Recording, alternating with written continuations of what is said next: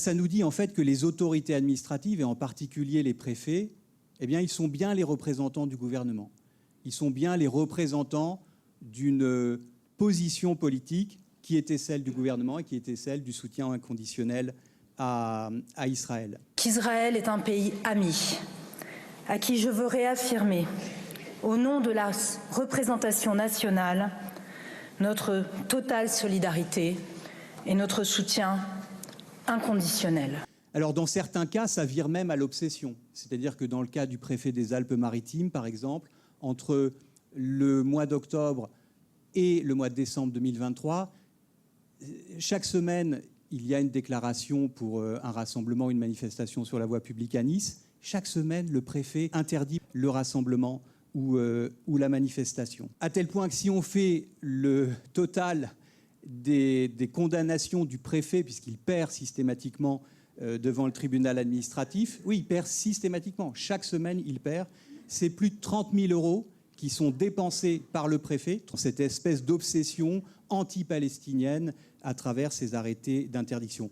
Parfois, on a même des petites techniques un peu misérables pour essayer d'empêcher que se tienne un rassemblement ou une manifestation. Par exemple, c'est très récent, c'est à Marseille, le 15 mars, la conférence doit se tenir à 15h30. Le préfet notifie l'arrêté d'interdiction à 13h15 pour une conférence à 15h30. Le recours, les avocats sont diligents, est déposé à 14h01. Toujours la conférence à 15h30. Le tribunal administratif dit qu'il y a non-lieu à statuer, c'est-à-dire qu'il ne peut pas statuer sur la demande d'annulation de l'arrêté d'interdiction préfectorale. Pourquoi ? Parce qu'en fait, il n'est pas en capacité de statuer.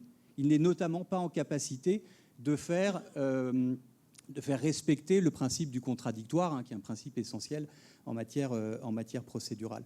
Donc on voit qu'il y a des petites manœuvres préfectorales, administratives, pour empêcher que se tiennent finalement ces manifestations. Le préfet du 06, c'est un ancien conseiller de Nicolas Sarkozy.